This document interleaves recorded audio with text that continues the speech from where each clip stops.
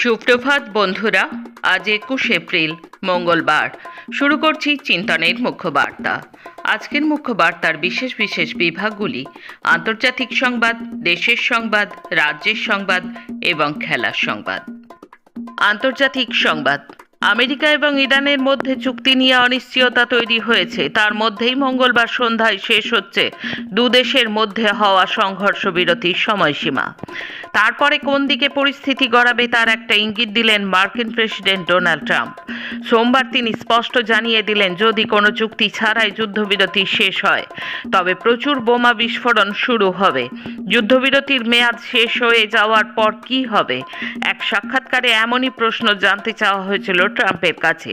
সেই প্রশ্নের উত্তরে মার্কিন প্রেসিডেন্ট বলেন, তখন প্রচুর বোমা ফাটবে। দ্বিতীয় দফার শান্তি বৈঠক নিয়ে ইসলামাবাদের উদ্যোগে ইরানের ভূমিকা কি নেবে তা নিয়েও প্রশ্ন করা হয়েছিল ট্রাম্পকে। তিনি বলেন, আমি জানি না। ইরানের বিরুদ্ধে যুদ্ধের জন্য ইসরায়েল কোনোদিনই প্ররোচনা দেয়নি আমেরিকাকে। এবার এমনটাই দাবি করলেন মার্কিন প্রেসিডেন্ট ডোনাল্ড ট্রাম্প। ১.৫ মাস আগে গত ২৮ ফেব্রুয়ারি আমেরিকা এবং ইসরায়েল যৌথভাবে হামলা করেছিল ইরানে। সেই থেকেই প্রশ্ন উঠতে শুরু করেছিল ইসরায়েলের ভূমিকা নিয়ে। তেল আভিভই উস্কানি দিয়েছিল ওয়াশিংটনকে, এমন তথ্য উঠে আসতে শুরু করেছিল। এই অবস্থায় ট্রাম্প দাবি করলেন, ইসরায়েল কোনোদিনই ইরানের বিরুদ্ধে তাদের কোনো প্ররোচনা দেয়নি। প্যালেস্তাইনের গাজা উপত্যকার আদলে লেবাননের দক্ষিণাঞ্চলে ইয়েলো লাইন নামে একটি সীমারেখা টেনে দিল ইসরায়েলের সামরিক বাহিনী।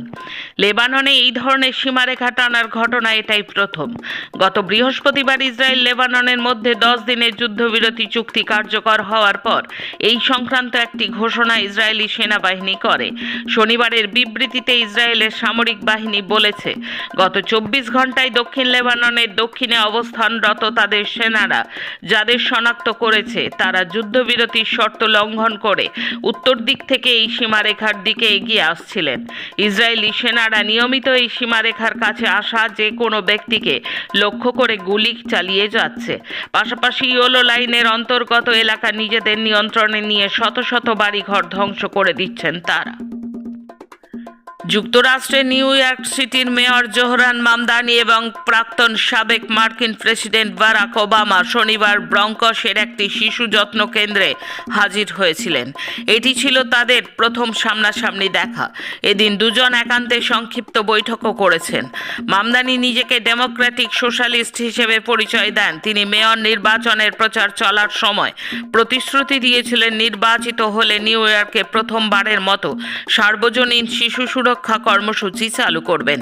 সেই প্রচেষ্টার অংশ হিসেবেই তার প্রশাসন সরকারি অর্থায়ন নিশ্চিত করেছে, যাতে শহর জুড়ে বিদ্যমান ইউনিভার্সাল প্রি কেয়ার কর্মসূচি সম্প্রসারণ করা যায় এবং আগামী শরৎকাল থেকে সীমিত সংখ্যক 2 বছর বয়সী শিশুদের জন্য শিশু সুরক্ষা সেবা চালু করা যায়। হরমুজ প্রণালীর কাছে ইরানের পতাকাধারী একটি পণ্যবাহী জাহাজ আমেরিকার নৌ অবরোধ এড়ানোর চেষ্টা করলে সেটিকে আটক করা হয় বলে রবিবার আমেরিকান প্রেসিডেন্ট ডোনাল্ড ট্রাম্প নিজস্ব সমাজ মাধ্যম ট্রুথ সোশ্যালে দাবি করেছেন। ট্রাম্পের দাবি, তৌস্কা নামে ইরানের জাহাজটিকে ওমান উপসাগরে থামতে বলা হয়েছিল আমেরিকার যুদ্ধজাহাজ ইএস প্রিয়ান্স। নির্দেশ না শোনায় ইরানের জাহাজটিতে গোলা দেগে ইঞ্জিন ঘর ফুটো করে দিয়ে সেটিকে থামানো হয়।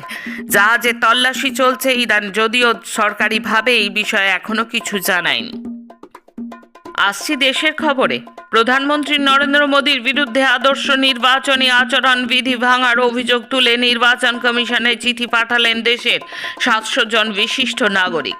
তাদের অভিযোগ, গত 18 এপ্রিল সরকারি গণমাধ্যমে জাতির উদ্দেশ্যে ভাষণ নামে প্রধানমন্ত্রী বিরোধীদের রাজনৈতিক আক্রমণ করেছেন, যা আদর্শ নির্বাচনী আচরণবিধির পরিপন্থী। লোকসভার আসন বাড়িয়ে মহিলা সংরক্ষণ চালু করার উদ্দেশ্যে মোদী সরকারের আনা সংবিধান সংশোধনী বিল খারিজ হয়ে গিয়েছিল গত শুক্রবার। এরপরে শনিবার রাতে দূরদর্শন, সংসদ টিভি এবং আকাশবাণীতে জাতির উদ্দেশ্যে ভাষণ দিয়েছিলেন মোদী। অভিযোগ, সেখানে সংরক্ষণের আড়ালে সুবিধামতো আসন পুনর্বিন্যাস এবং বৃদ্ধির বিষয়টি উজ্জ্ব রেখে কংগ্রেস, তৃণমূল সহ বিরোধীদের মহিলা বিরোধী হিসেবে দাগিয়ে দেওয়ার চেষ্টা করেছিলেন তিনি। কেরলের তৃণমূলের একমাত্র প্রদীপের সলতে নিভু নিভু গত বছরই তৃণমূলে যোগ দিয়েছিলেন, কিন্তু বছর ঘুরতে না ঘুরতেই সেই তৃণমূলের সঙ্গে সব সম্পর্ক ছিন্ন করতে চান পিভি আনোয়ার। কেরলে তৃণমূলের আহ্বায়ক তিনি।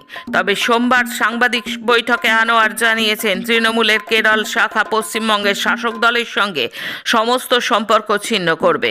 শুধু তাই নয়, শীঘ্রই ওই শাখা নতুন রাজনৈতিক দল গঠন করবে বলেও জানিয়েছেন আনোয়ার। প্রধানমন্ত্রী নরেন্দ্র মোদীর উদ্বোধনের কথা ছিল মঙ্গলবার। তার আগেই অগ্নিকাণ্ডের ঘটনা ঘটল রাজস্থানের তৈল শোধনাগারে। কালো ধোঁয়ায় ঢেকে গেল গোটা এলাকা, আতঙ্ক ছড়িয়েছে স্থানীয় মানুষদের মধ্যে।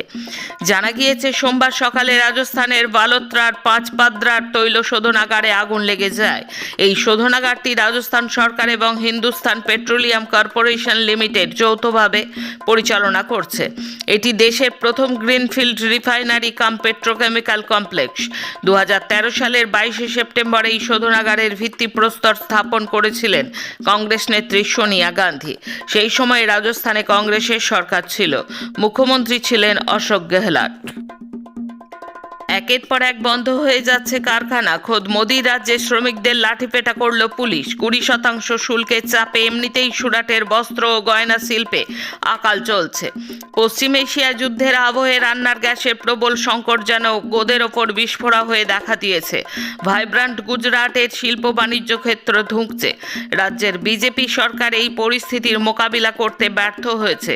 ফলে সুরাটে একের পর এক কারখানা বন্ধ হয়ে যাচ্ছে। কিছু বন্ধ হচ্ছে সাময়িকভাবে, কিছু আবার স্থায়ীভাবে। বন্ধ কারখানার ঠিকা ও অস্থায়ী শ্রমিকদের ছুটি দিয়ে দেওয়া হচ্ছে। তাদের বড় অংশই ভিন রাজ্য থেকে গুজরাটে কাজ করতে এসেছিলেন। অনেক টাকা ভাড়া দিয়ে তারা এখানে থাকেন। হাতে কাজ নেই, কিন্তু ভাড়া গুনতে হচ্ছে। গ্যাসের দাম আকাশ ছোঁয়া। অগত্যা বাড়ি ফেরা ছাড়া উপায় নেই এই সব পরিযায়ী শ্রমিক পরিবারগুলির। তাদের এক বিক্ষোভে এবার লাঠি চালালো গুজরাটের পুলিশ। বৈধ পাসপোর্ট রয়েছে, 2002 সালে ভোটার তালিকায় নাম ছিল, দীর্ঘদিন ধরে ভোট দিয়ে আসছেন, অথচ এসআইআর এর পর ভোটার তালিকা থেকে নাম বাদ গিয়েছে। ট্রাইব্যুনালে আবেদন করলেও কবে শুনানি হবে নিশ্চিত ছিলেন না। পশ্চিমবঙ্গ রাজ্যের এক মহিলা ভোটারের আবেদনের ভিত্তিতে সোমবার এক গুরুত্বপূর্ণ নির্দেশ দিল সুপ্রিম কোর্ট।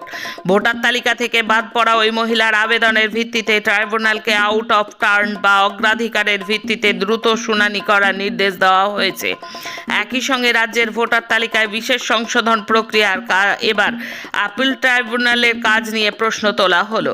এই নিয়ে সুপ্রিম কোর্টের প্রধান বিচারপতি ডিভিশন বেঞ্চের সামনে মৌখিকভাবে বিষয়টি উত্থাপন করেন এক আইনজীবী।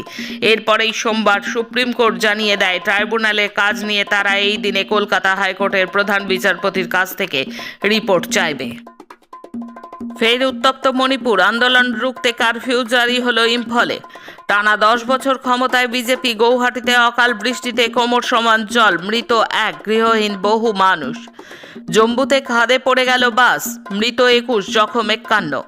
পাহাড়ে ধাক্কা খেয়ে ছত্তিশগড়ে ভেঙে পড়ল চার্টার্ড বিমান, মৃত পাইলট এবং তার সহকারী। এখন রাজ্যের খবর। ইসলামপুরে সিপিআইএম সদস্য নূর আজম, বয়স 27 বছর, তার মৃত্যু হয়েছে। খুন হয়েছে বলে অভিযোগ পরিবারের। অভিযোগের তীর তৃণমূলের দিকে।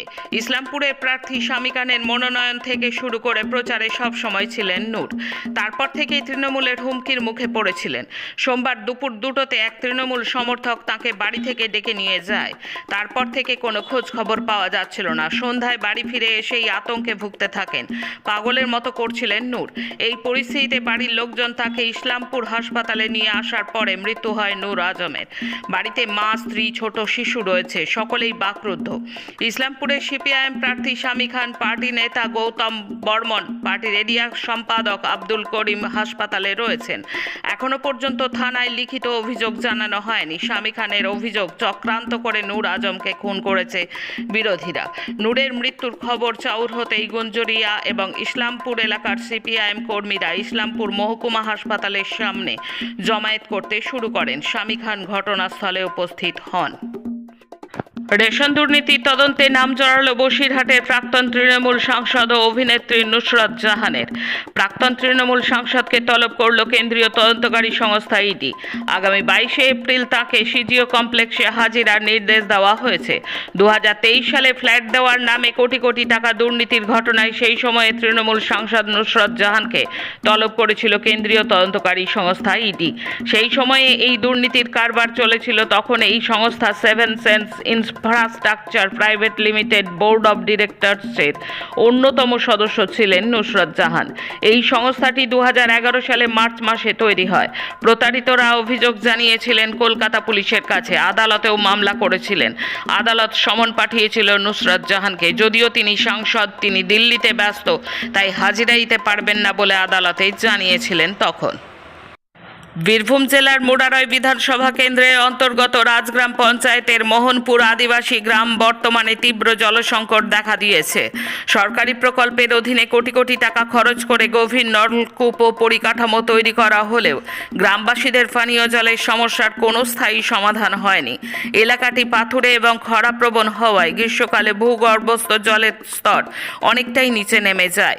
ফলে সরকারি নলকূপ আর জল তুলতে পারছে না। প্রকল্পের নামে বিপুল অর্থ ব্যয় করা সত্ত্বেও খরা মৌসুমে গ্রামের মানুষ জলের জন্য হাহাকার করছেন। সাম্প্রতিক নির্বাচনী প্রচারে গিয়ে মুরারই বিধানসভার সিপিআইএম প্রার্থী আলীরেজা মণ্ডল এই করুণ দশা দেখে বর্তমান সরকারের সমালোচনা করেন এবং গ্রামবাসীদের কাছে পরিষেবা না মেলার অভিযোগ শোনেন।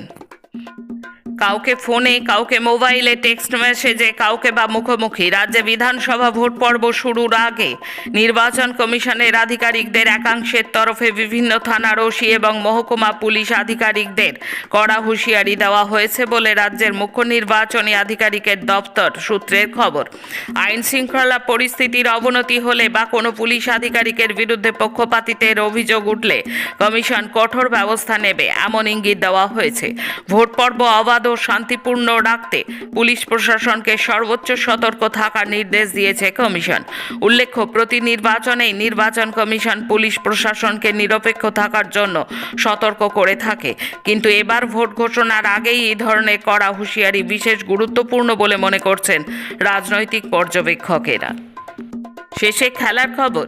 দুইবারের বিশ্ব দাবা প্রতিযোগী ইয়ান নেপোমানিয়াচিক বলেছেন যে সাম্প্রতিক ক্যান্ডিডেটস টুর্নামেন্টে সপ্তম স্থান অর্জনকারী ভারতের আর প্রজ্ঞানন্দ টুর্নামেন্টের চূড়ান্ত বিজয়ী জাভোকির সিন্ডারভের কাছে হেরে যাওয়ার পর একজন সম্পূর্ণ ভিন্ন ধাবারুতে পরিণত হয়েছিলেন। টুর্নামেন্ট শুরুর আগে অন্যতম ফেভারিট হিসেবে বিবেচিত হলেও প্রাগ শেষ পর্যন্ত 14 রাউন্ডে মাত্র একটি গেম জিততে সক্ষম হন। 1000 গোলের লক্ষ্য পূরণের দিকে আরও এক ধাপ এগোলেন রোনাল্ডো। চ্যাম্পিয়ন্স লিগে জয় আল নাসেরের। নিজে বহুবার বলেছেন 1000 গোল করা তার স্বপ্ন। সেই লক্ষ্যের দিকে আরও এক ধাপ এগিয়ে গেলেন ক্রিস্টিয়ানো রোনাল্ডো। রবিবার রাতে আল নাসেরের ম্যাচে জয়ে একটি গোল করলেন তিনি। আজকের মুখ্য বার্তা এই পর্যন্ত। নমস্কার।